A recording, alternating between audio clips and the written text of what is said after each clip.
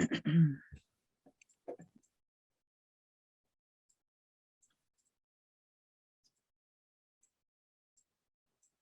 right, welcome.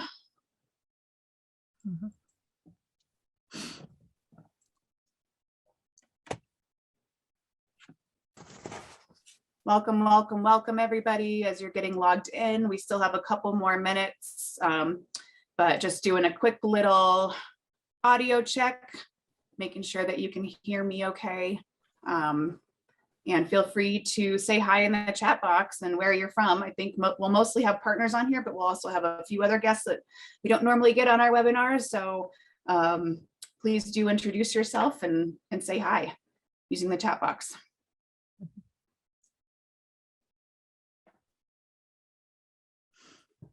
Welcome, Arkansas 4-H. All right. Arkansas in the house. So good. And Tommy, who said hello, is from West Virginia. Wow. And while we're waiting to get started, if you guys don't mind putting the abbreviation of your state behind your name, just so we get an idea of where everybody's from. Obviously, many of us know each other, but our guest speaker, Syrah, does not, and some of the other people that are joining in do not. So it's really fun to see where everybody's from. University of Maryland. Oh, UMC's nice. Wow.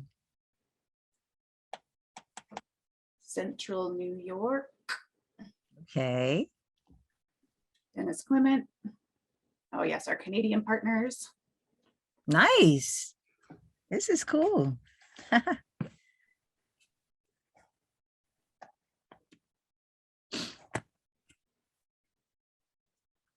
right. Monica from Atlanta. All right, there's still people logging in right now, so we'll just give it another minute before we get underway. And I'm sure there'll still be some people coming in. It sounds really good.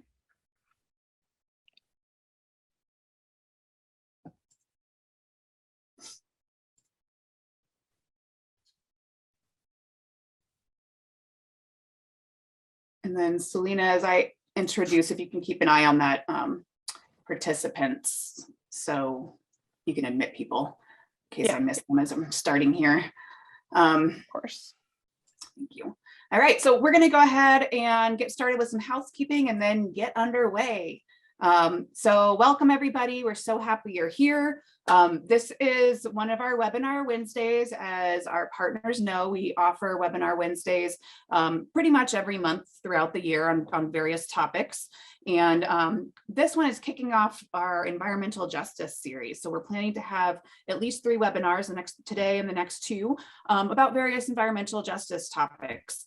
And so I'm really excited to kick this one off today with a guest speaker who we'll introduce here in just a moment. But before then, I want to acknowledge our funders for this, which is the North American Association for Environmental Education, which is funding through the EPA, and that's with the program EE360+, which we've talked so much about already.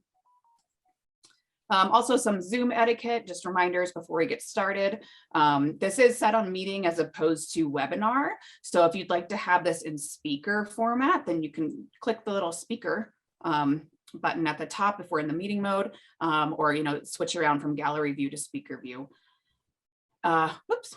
And then please make sure you're muted. You're all set to be muted. Please do not unmute unless we have asked you to, but definitely use the chat box to communicate. So again, that's that speaker view. So yes, stay muted. Thanks. Use the chat box. We want to hear from you. We want you guys to communicate with each other. If you have questions throughout, please drop them in there. Selena and I will be monitoring it. We are recording this as usual. And finally, we have a couple of polls, one to start and one to end, that we'd really appreciate you all filling out. This is going to help us to understand how we are doing in providing trainings for you all around the environmental justice, but also DEI space. So with that, I'm going to go ahead and get started with a poll.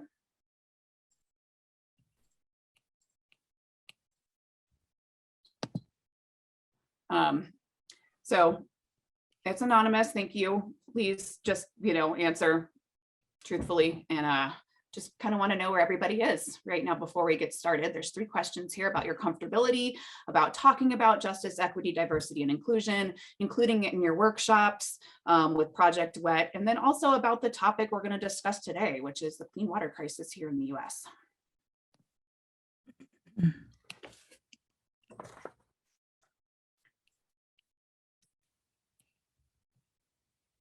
Great, responses coming in. I'll give it a little more time here.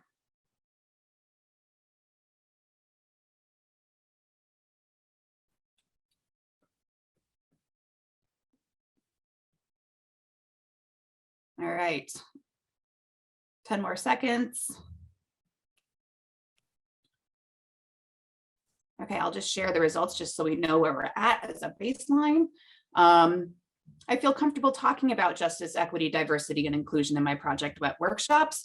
I love to see that we have, 38% that already feel that way, and 38 that are not really, and then, about a quarter of you not yet. We're going to get there. Know how to use Project WET to talk about JEDI. Not very many that say yes yet. So we're going to work on that over the next few months. And I'm going to provide some resources after each of these webinars to help you do that. But I like that there's somewhat in that category, and then a whole bunch that have a lot to learn today and in the next few months. And then in terms of how knowledgeable everybody here is about the clean water crisis in communities of color and low income communities, especially here in the US, most people have seen it in the news, it looks like. And so we're going to learn a lot more about that right now. So thank you for your input. I really appreciate that.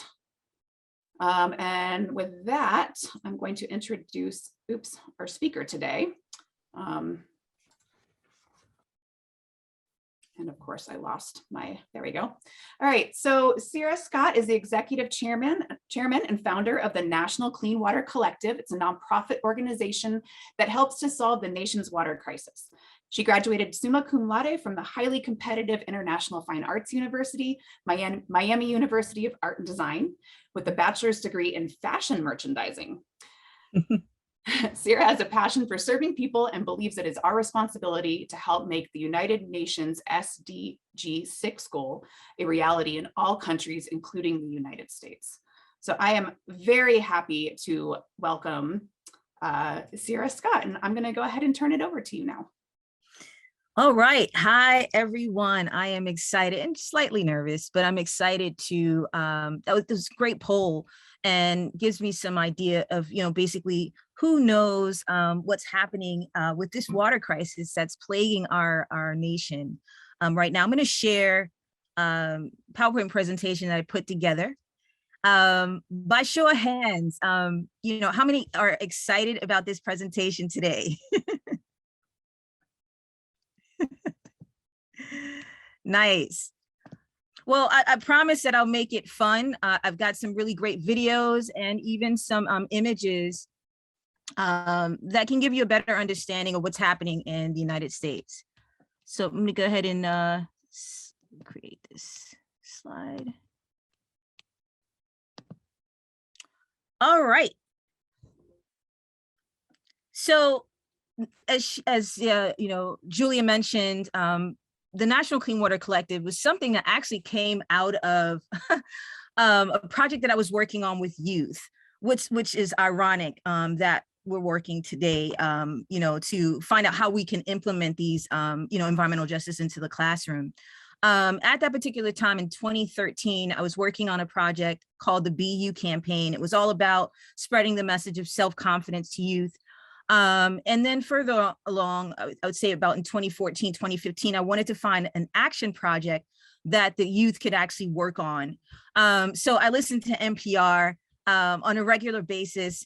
And, at that particular time, they were talking about the Flint water crisis. And so for about 2 weeks, I was, going to bed, waking up, hearing about the Flint water crisis.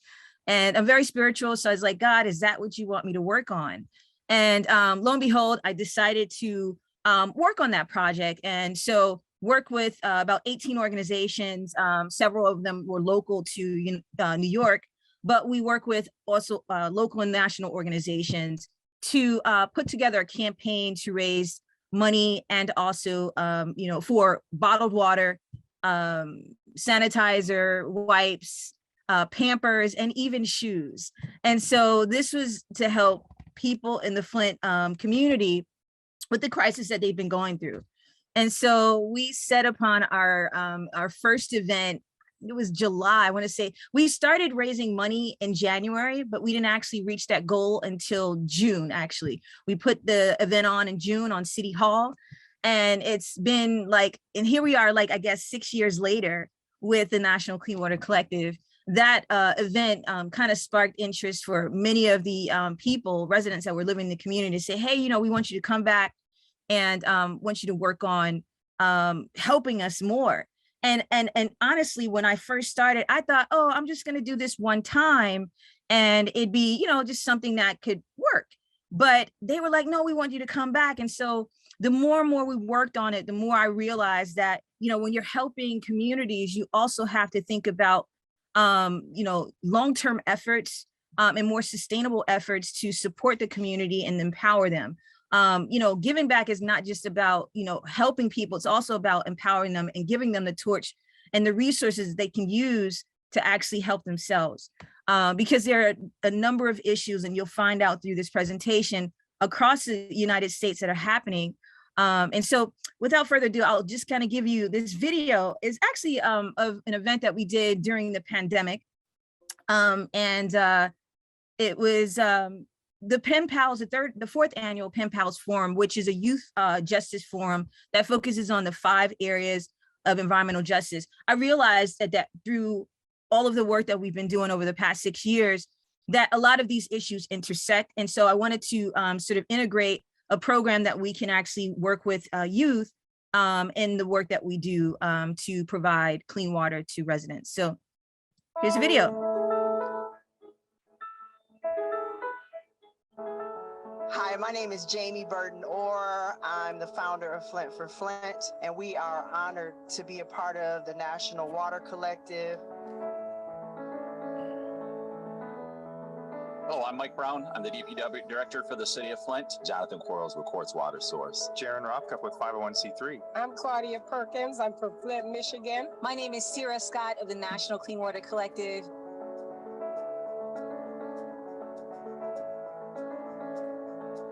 My name is Sarah Scheitler. I'm with the Flint River Watershed Coalition.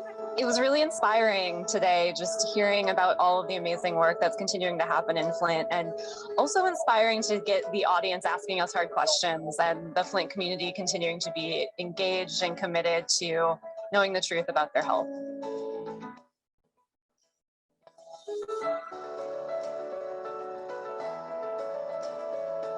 There. We do hire young people, pay them a living wage, pay them $15 an hour. They come in here and they work, and they work for 32 hours a week.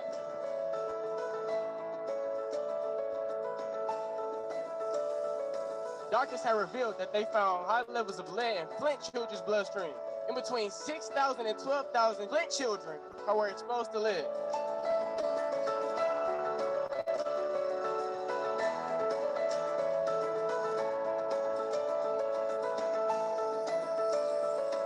This is a wonderful event to bring everybody together and start talking about what our issues are, to start talking about solutions and what we can do as far as solving the problems of Flint. The Mackenzie Patrice Room, Flint Community Lab, is a method for solving our water problems.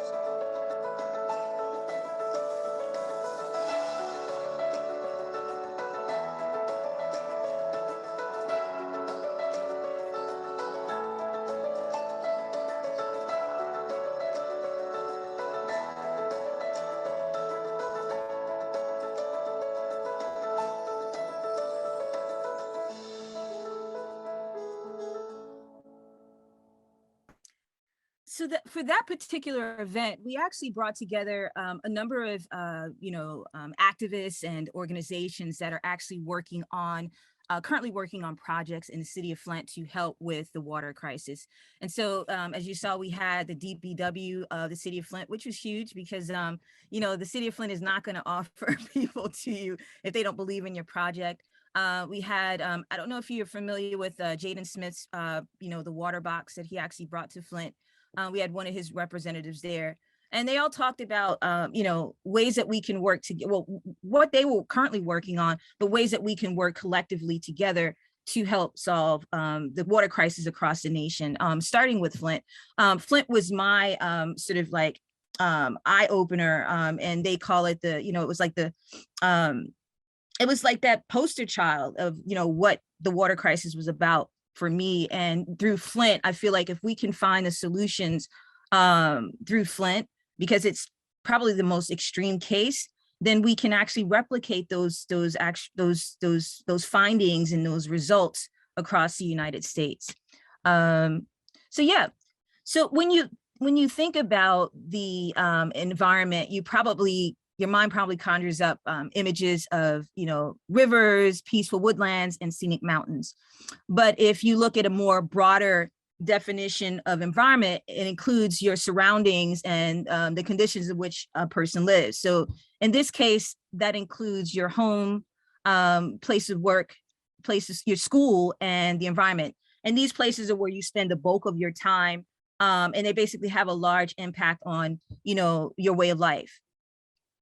So the people that actually participate in the environmental justice movement believe that a healthy environment is a huge component and a necessary component to a healthy life. So before I get into environmental justice and what it means, it was actually kind of like, well, today I'll talk about environmental justice and also some things that we've done, but also how you can incorporate it in the classroom.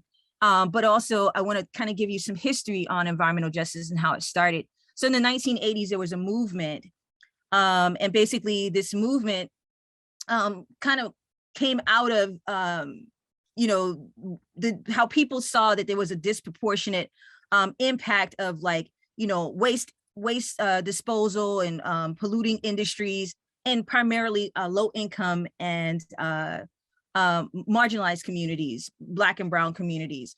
And so the goal was to make sure that there was an even distribution of those sort of burdens on all communities, regardless of the background. And so environmental justice, that was actually the definition was created by the EPA, the Environmental Protection Agency. And I'd like somebody to read that if you can, and then I'll kind of elaborate on that a little further. Anybody want to read? Do it, Jack. Sure, I can go for it. The Environmental Protection Agency defines environmental justice as the fair treatment and meaningful involvement of all people, regardless of race, color, national origin, or income, with respect to the development, implementation, and enforcement of environmental laws, regulations, and policies. Right. And so in other words, your health should not suffer because of the environment in which you live, play, work, and learn, right? How many of you people agree about that? Show of hands in the comments.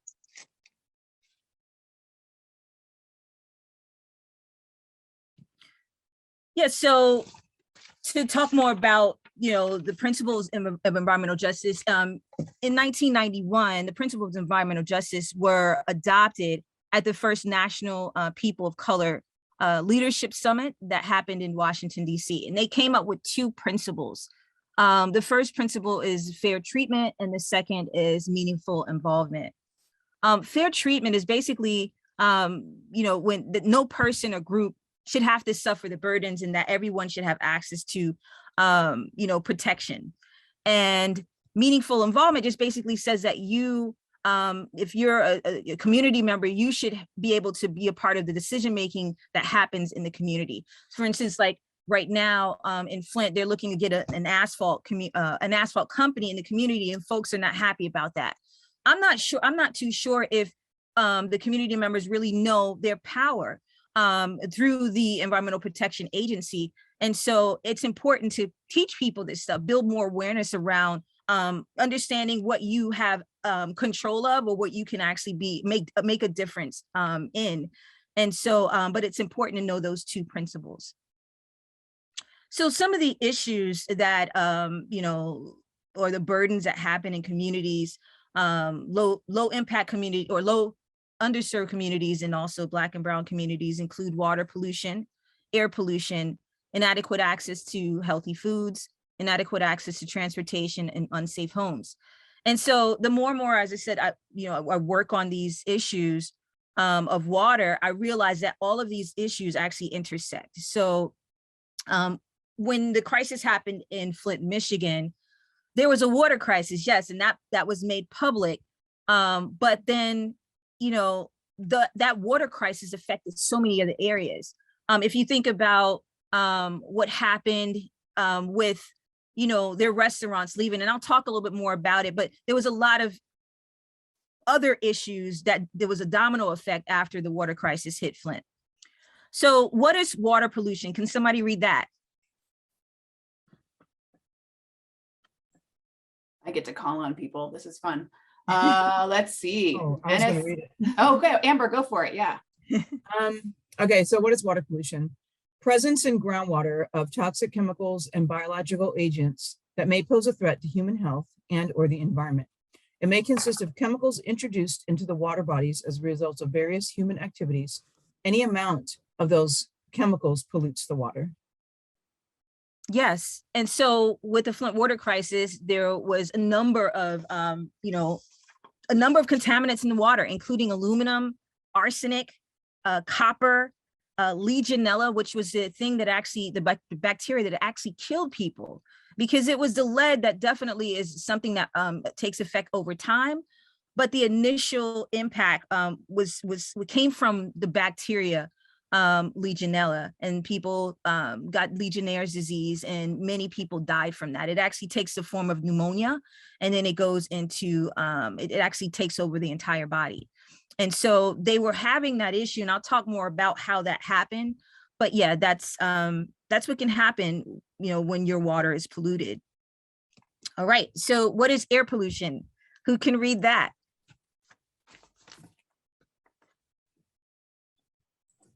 I'll go ahead and read it. I'm Drew. Awesome. What is air pollution? Air pollution occurs when harmful or excessive quantities of gases, particulates, and biological molecules are introduced into the Earth's atmosphere. It may cause diseases, allergies, and also death. It may also cause harm to animals and food crops and may damage the natural or built environment. Human activity and natural processes can both generate air pollution. And waterline replacement work area. Yes, so that image is this picture that I shot when I was actually doing some research on the ground. It was one thing that we do with the organization is we make sure that we are on the ground to understand what's completely happening in that community. And so this was, they were actually doing a service line replacement, the lead service lines. They're looking to do that. That's the issue. That's one of the issues that we're having with, having polluted water, is that we've got lead galvanized pipes in the ground. And so they were digging up the lead galvanized pipes to remove them. But when you're actually digging in the ground, you're all of that soil and and all of that, it's going into the air. Now, if you think about it, if the pipes were corroded, and I'll talk more about that, then the soil is going to be corroded. And so, or the soil is going to be polluted, excuse me. And so basically with that, you have people in that community that's going to be exposed to it. And that can cause so many health issues. And that's one of the big concerns that they had when they were doing this lead service line replacements. But yeah, so that's air pollution, and that's what's been happening in the city of Flint. So a lot of people, needless to say, have been dying of cancer and other sicknesses, and experiencing like asthma, and lung inflammatory diseases because of what's been happening in that city. All right, inadequate access to healthy food. Who'd like to read that?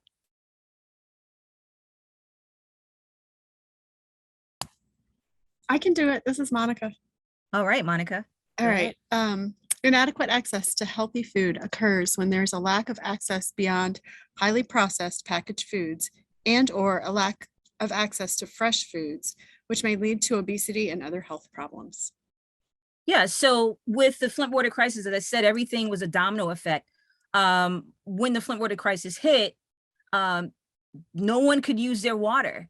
And what that meant is that also it affected the restaurants and the supermarkets. And so a lot of those restaurants and the supermarkets, they moved away from the city, which caused a food desert.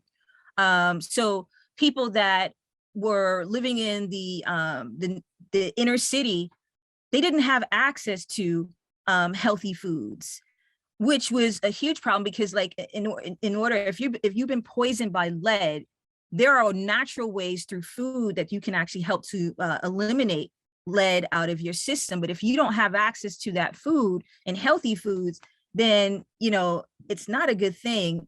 And a lot of the people, when they get food, they go to the corner store to get food. So really big issue. Also inadequate access to healthy foods and inadequate access to transportation. Who'd like to read that? I can read it. Nice. What is inadequate access to transportation? Inadequate access to transportation occurs when there is a failure to provide convenient, viable transportation options. Walking is rarely a solution because basic goods and services like the grocery stores or the doctor's office are in faraway locations. Yeah, so in Flint, this is a major issue. So like you said, getting to the grocery store or doctor's office is really, really hard. A lot of businesses closed down. Not to mention in one particular area called Civic Park, and that's where we did a lot of our work. All of the schools shut down. So that meant that all of those kids that lived in that community no longer had the ability to go to school in their own community. So they had to be bused away from their school. And if they missed the bus, then they couldn't get to school. So it is critical that, the city now works to solve that issue. And actually through a project we worked on with youth, the winning team had come up with a really powerful solution as to solve that problem. And we'll talk just a little bit about that. And then finally, what does it mean to have unsafe homes? And who can read this final issue?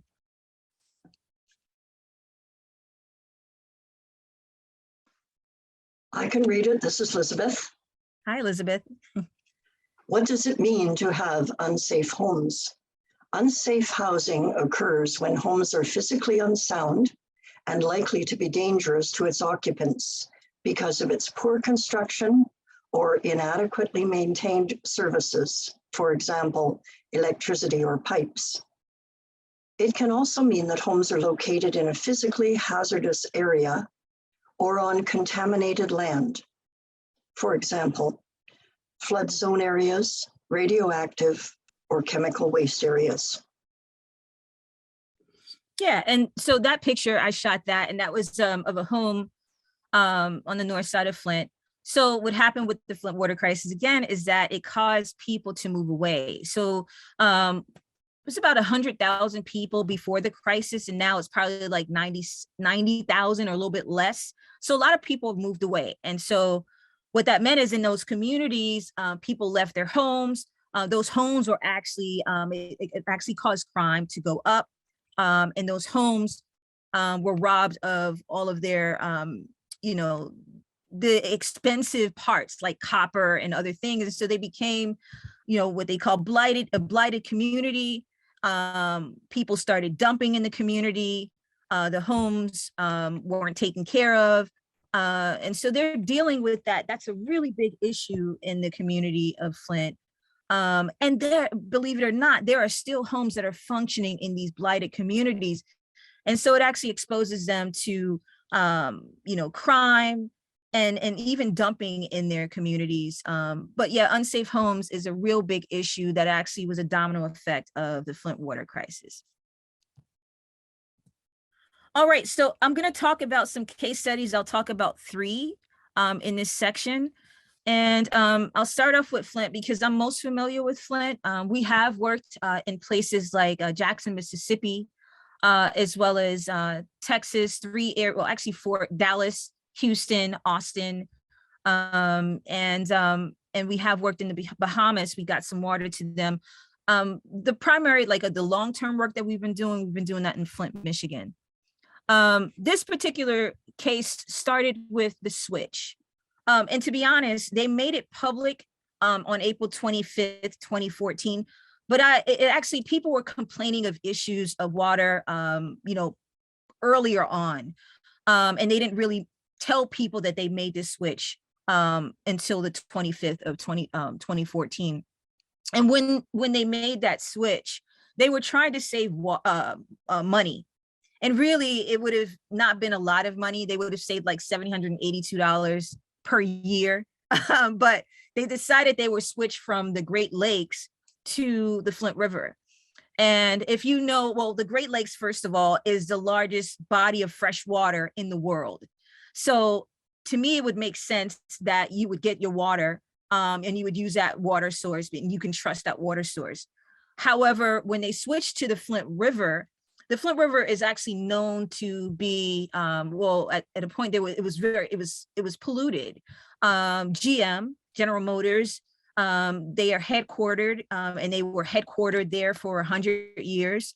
And they used to throw parts. This is before the EPA came into play. They used to throw parts and, all kinds of like waste from cars into the river.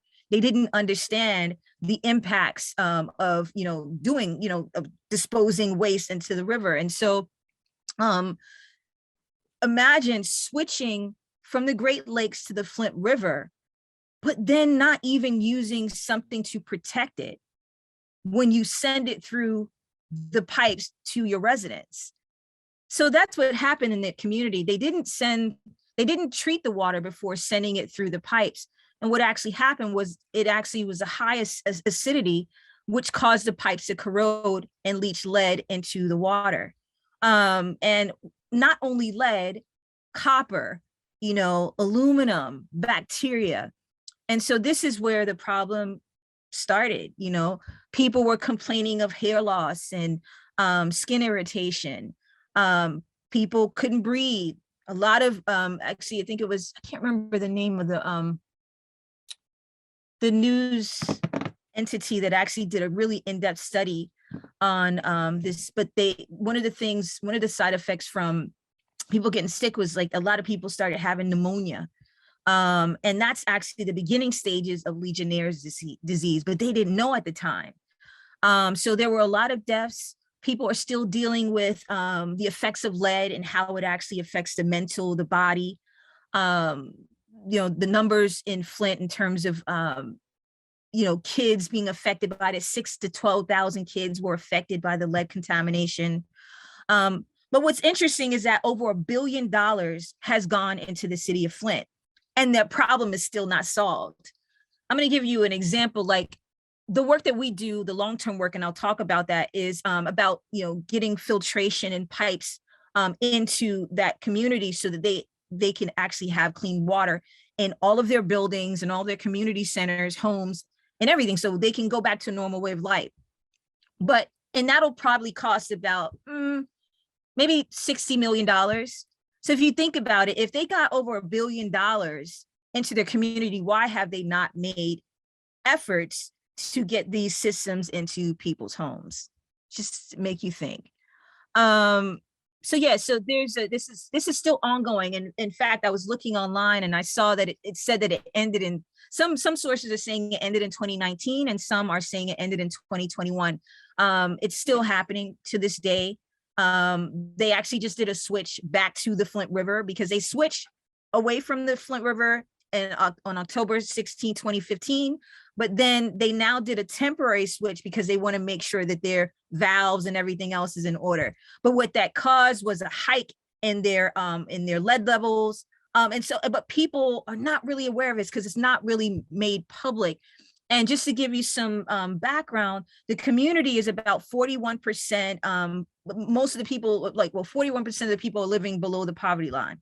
So people don't read, many people don't read, and they're not looking for information like this. So it's really a sad situation. And this is why we work so hard to make change in the community.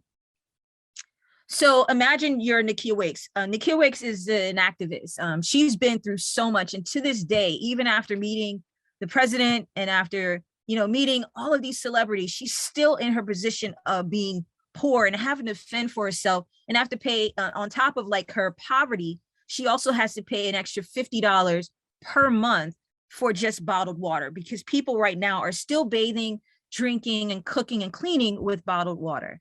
And there was a point in time that the emergency or the federal government stepped in and they made it an emergency disaster. But, right now they are still dealing with the effects without the support of the federal government. So what does lead do to the body? Lead is a neurotoxin. It actually, causes it messes with your brain and also other organs. It may sit in your blood for about 28 days, but then after the 28 days, it goes into other parts of your body. Okay. Lead, as you see, it corrodes pipes. It's just like horrible. So imagine you drinking water that had lead in it, not to mention other contaminants. So I'm going to talk about some of the solutions that we've been working on. And there's many solutions, but in an emergency situation, you would come in with packaged water. I remember when we started with bottled water, but the more and more we got into the work, we realized that whatever we're doing, we want to use sustainable solutions. And so it was a blessing to find our partner, who is currently our partner to this day. And we work with them on pretty much every project that we do. Darley is what they developed a product called the Safe Water Box. And it's a recyclable method. It was actually, used by the Army Corps of Engineers. It's used around the world, and we use it because it has a 3-year shelf life.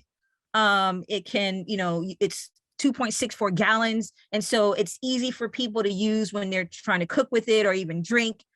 It's as I said, it's recyclable, but it also is protected by the sun or from the sun, so it doesn't cause any bacteria to grow in the water. I don't know if you guys know that bottled water has a shelf life, a really short shelf life. And so with this this solution, it's a really, really good thing for us, because especially like instead of being reactive, we like to be proactive. So if we can have this sitting in people's manufacture, like we work with the food bank, if the food bank could house this for maybe 2 years, just sort of like not really anticipating an issue, but just in case they have an issue, they have that water. It's better to be proactive than it is reactive. And so these are some of the water distributions that we've done in the community. And as you see, not only am I like on the administrative end, I also like to get on the ground and do the work. I think it's important to work with community members. So we have a number of organizations and even individuals that volunteer their time to support our efforts.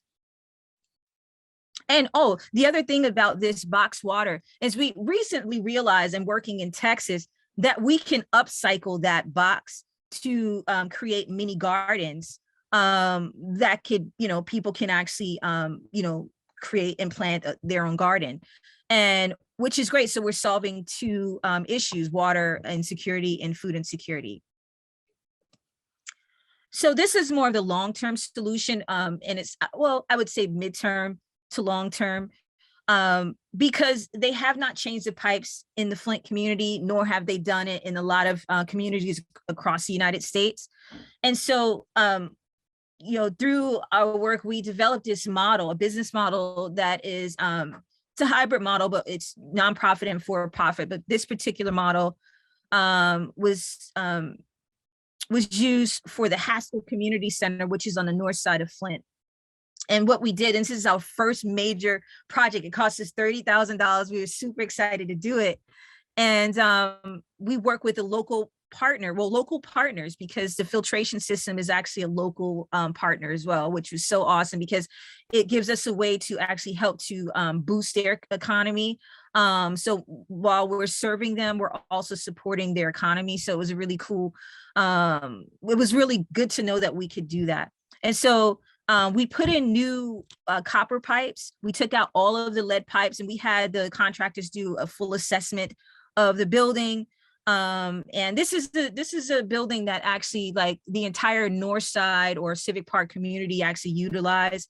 It stopped for like 5 years because of the crisis. So they didn't, like, the kids were actually using the center, but they couldn't use, and I wish I would have had that picture, but they couldn't use their water fountains. Like, there was a water fountain that was actually wrapped in garbage bags. And when I was first taking a look and, sort of like doing a tour of that building, I was like, wow, this is something else. Like, I made sure that I said, I'm going to come back and we're going to make sure we give you guys clean water. And so thankfully we did this through this model. And so we changed the pipes out. We got in water filtration, and basically that particular system is called the Filter King 03.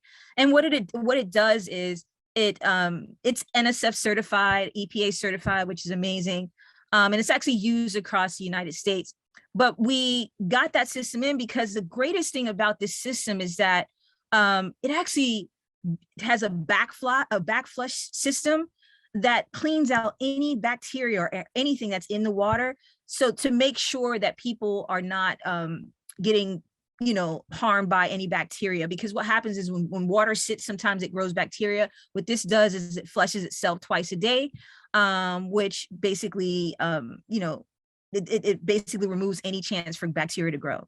And so those who you see is our lead engineer. He's been in water for 30 years. Like, I mean, everything is like, this growth and what we've been doing is all organic. So all the people that we work with, it feels like it's like destined for us to work with them. But like I said, he's been in water for 30 years, and he was the one who actually developed the ozone generator that actually helps to with the backflush system.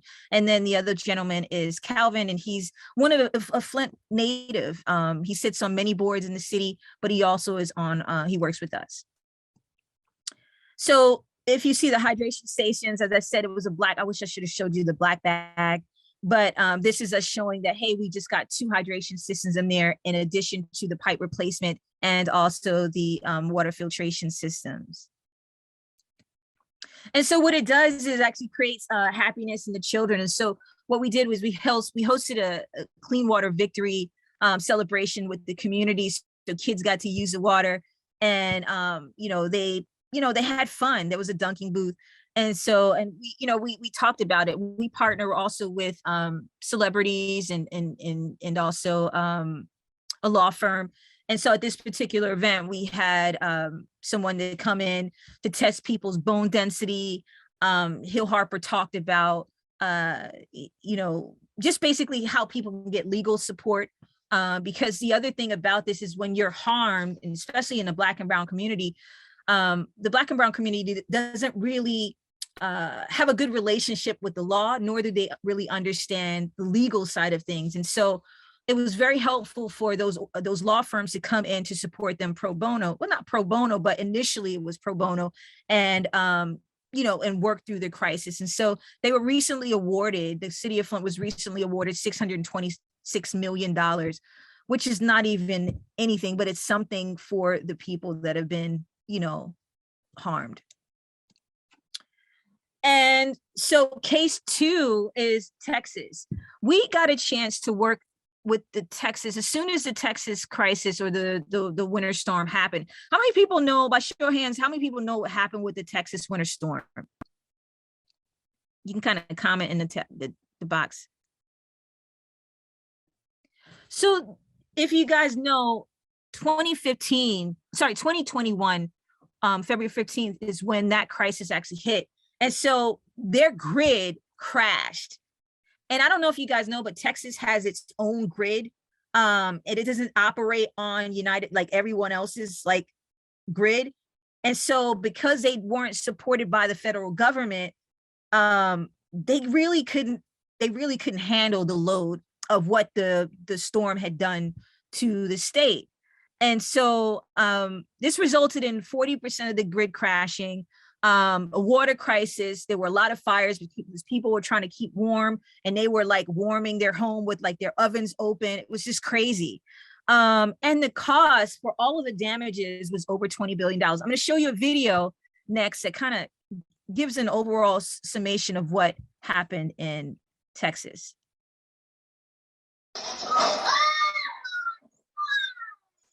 The scale of the disaster in Texas is just becoming clear. Repairing the damage from burst pipes, power outages, and fires could cost insurance companies more than $20 billion. Dozens have died, and that number is expected to climb. The weather may have turned, but the fallout will last for months.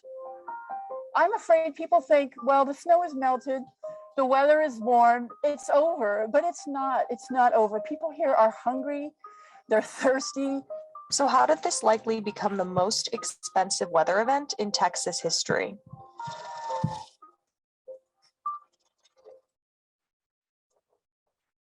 The power shut off in Sarah Habel's Austin apartment around 2 a.m. on Monday, February 15th.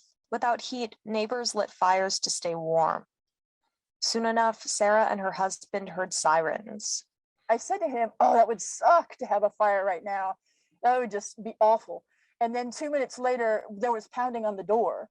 They grabbed whatever they could, then fled into the 12-degree night and watched their building burn. There was almost 10 inches of snow on the ground out here. My son didn't have any shoes. As indoor temperatures dropped without heat, dozens of fires like these were reported across the state. She lit a fire in her fireplace, and it ended up burning her house down. Insurance claims from fires, flooding, and other damage are likely to hit $20 billion, according to the Insurance Council of Texas. That's more than the US spends maintaining its nuclear weapons program each year. And that doesn't even factor in repairs to public infrastructure like schools and power plants. I mean, what's this going to cost? Billions and billions of dollars? This storm will rival the damage from Hurricane Harvey, which cost $125 billion when you account for everything from individual payouts to federal disaster relief. A week after this year's storm, state and local governments had already spent almost $100 million on emergency response. Tens of thousands of homes have burst pipes. Woke up and I heard water running and I turned around, saw it coming out of the ceiling. According to State Farm, the average frozen pipe claim in Texas last year was over $10,000. That means in Houston alone, home repairs from water damage could cost more than $560 million.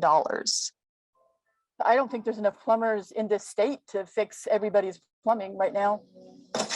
Left without water for days, some residents took extreme measures. Melting buckets and buckets. Those with running water were told it wasn't safe to drink.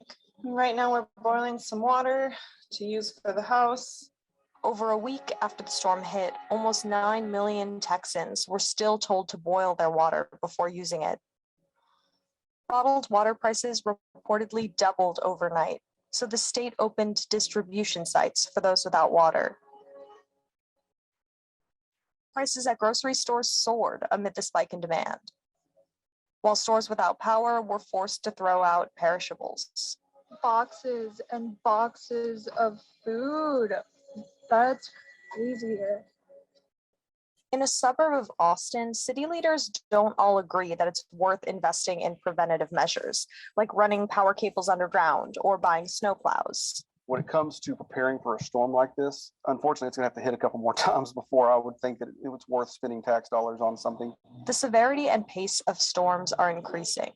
Research suggests that climate change is causing the polar vortex, an area of cold air and low pressure, to dip from its normal spot in the Arctic into North America. During the storm, parts of Texas hit temperatures colder than cities in Alaska, Norway, and Sweden. Last year, the US had 22 weather and climate events that cost more than $1 billion each. In this storm, the huge repair bill and cost to human life could have been avoided if the state of Texas had invested in weatherproofing from the get-go, but it's more expensive to upgrade infrastructure after the fact. Every sort of contingency preparedness costs money. And so we're gonna have to figure out whether or not we're willing to make that investment in our infrastructure so that this doesn't happen again.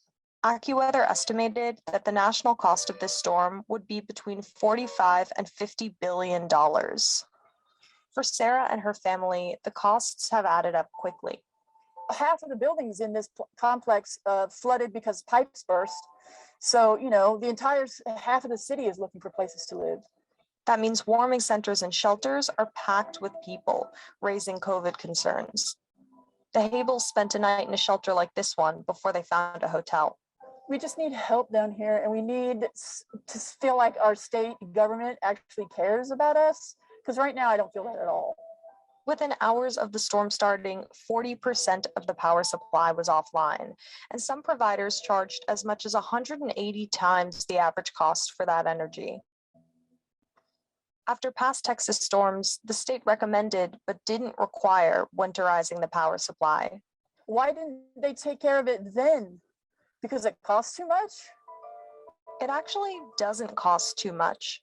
Winterizing a natural gas well can cost less than 1% of the total expense, according to the Gas Technology Institute. Weatherproof wind turbines cost about 5% more, with slightly reduced output. But the decision not to winterize left the public to pay the price. Over $50 billion in electricity in just 5 days, compared to $4 billion the week before the storm. Meanwhile, the CFO of a gas company bragged to shareholders about the skyrocketing cost of gas. And then obviously this week is like hitting the jackpot, is some of these incredible prices. While at least a few companies saw ways to profit, the public will be picking up the tab. So, you know, we got a chance to do some work in that community, and these are some of the water giveaways that we did. We partnered with the food bank of Eastern Michigan, and Eastern Texas. But, you know, the people of Texas are still going through a crisis. They haven't fixed all of those issues. It's just crazy to see that we're just not prepared to take on all of these issues that are hitting our infrastructure. This is another video, and then I'm noticing that my time is a little bit short, but this is a video of some of the work that we did. Just talks about one of the girls, she's talking about, well, just take a look.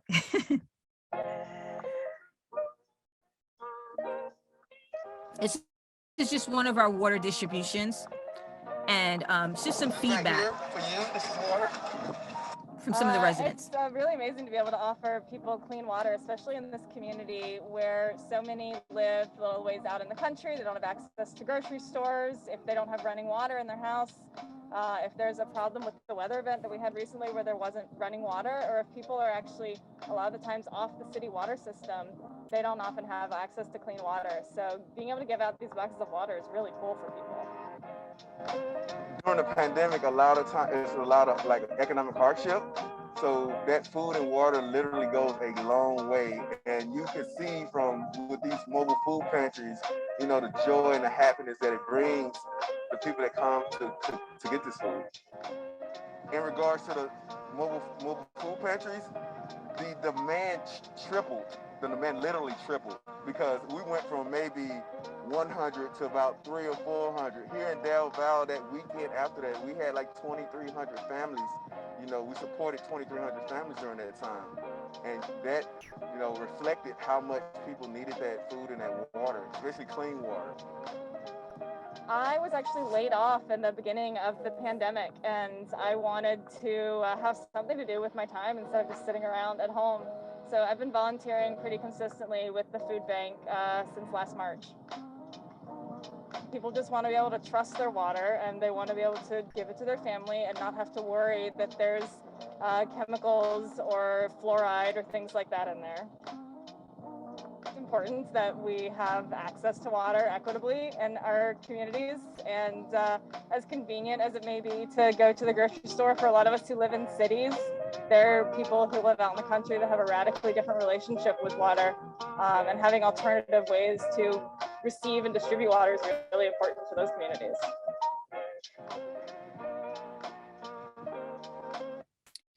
All right, so case 3, this is the final case. It's basically on the Colorado River. We haven't had a chance to support that, and that's actually pretty to be able to make an impact on the Colorado River would probably be out of our out of our pay grade, if you will. But how many guys know about the Colorado River and how it actually is it's supporting several, or it's supposed to support several states across the United States, but because it's depleting due to climate change, there are a number of issues that are happening, because it actually supports the agricultural community. 36 million people rely on the water supply from the Colorado basin. And, the solution is to conserve and, it's just, banking around water. But I mean, there was a recent article that I read, and it was about basically how they thought that they were doing well, but in the month of January, the numbers had then depleted again. And so they really don't have control of how to save the Colorado River, and which means that it's going to affect the agriculture and farming that's happening in those communities or in those states, but also jack the price up of what it costs to produce fruits and vegetables in those communities. And even a lot of those the produce that actually it's used across the United States. And so it has a huge impact on us all, not just 36 million people. And this is just the difference. If you can see the white line around, that's to say that's how far it depleted, and which is crazy to see that. And so there's a nationwide water crisis. It's not just hitting low-income communities, it's hitting like rural communities, suburban communities, inner city. The fact is we have an antiquated infrastructure, over 100 years old. There are places in the Navajo Nation that do not have access to even running water. There's just a major issue. And so that's why the Biden administration is so focused on getting money into pumping money into the infrastructure, specifically the water infrastructure, because you see our infrastructure is not able to handle all of these issues that are happening from the climate crisis. And then this is just a map of basically how many lead service lines are across the nation. It's crazy. We have, and some of these projects, like in Lansing, it took 10 years to actually replace all of their pipes. So this is going to be a long process, and it's important for us to start now. But in addition to the lead service lines being replaced, lead service lines or lead pipes in people's homes, businesses, churches, community centers also need to be replaced. This is just a huge undertaking. Yeah. And so in the classroom, there are several ways that you can actually implement this. And sorry, I have to rush this part.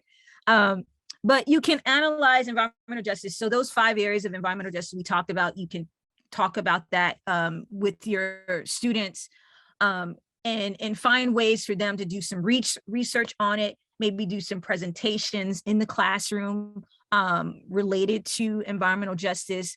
You can focus on sustainability, and how, like, if you notice, we're using more sustainable solutions, but even down to like single-use plastics and stuff, and as opposed to boxed water, because there's a Michigan-based company that has what they call boxed water. Just water also is a better water that doesn't use plastics. There are companies that are actually developing sustainable fashion through plastics, like Adidas. They created a sneaker. So you can talk about that because that's fun. Kids like to, they love sneakers and they love to look fashionable, most of them anyway.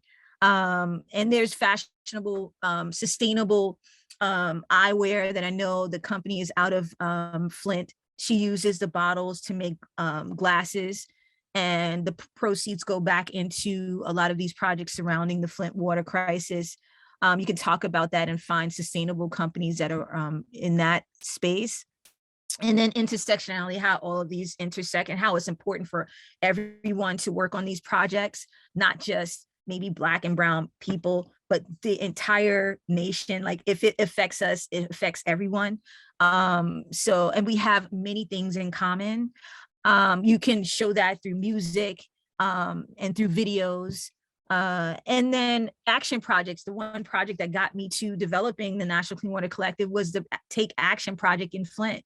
And so how we show kids how they can get involved in their own communities, and advocacy, the political part of it. Like I remember when I first started, I didn't want to talk about the political part because to me, it's not political, but there are ways that you can affect policy to make a difference in with this work. And so that's it in a nutshell. I would love to take some questions before we head out, but I hope you enjoyed it. Thank you very much.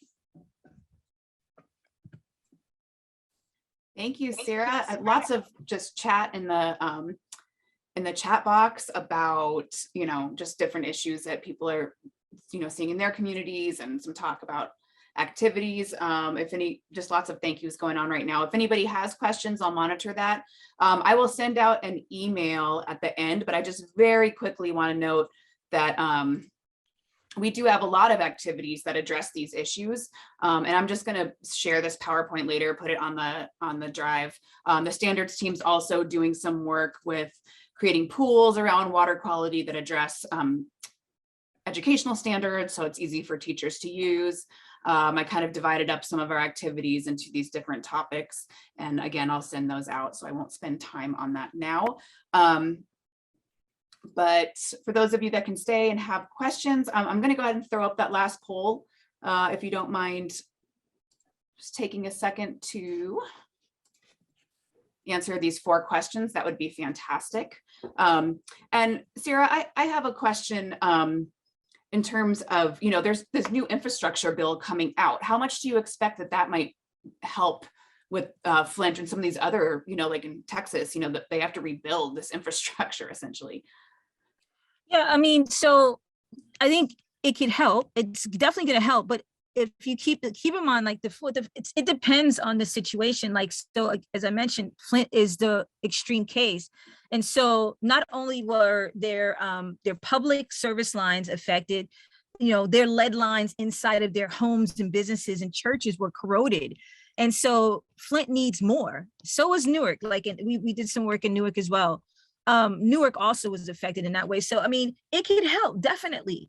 But it's also too, it's also about how, so I was talking with one of our engineers and he was saying, they can change the service lines and they can run water through, but when the treatment that they're using still needs to be filtered, because some of that treatment that they're using can affect your body. Like, I mean, imagine the levels that they're putting of like in chlorine, and of TTHM. There's just a number of like chemicals that are being used in our water that we should still use filtration systems and and change out pipes in people's homes, because I mean the situation is a little larger than what they think. But I do think it'll help in some of those communities that are a newer community.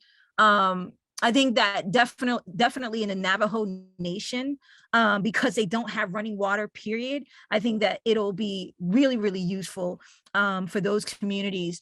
But as a whole, I mean, I think it's a good thing, but we need to start talking about, the other issues that were happening as a result of this water crisis in communities. Like we did like a campaign with a number of cities across the United States. And one of them was Minnesota. And in Minnesota, they were dealing with water crisis issues since the 70s. And they still don't have clean running water.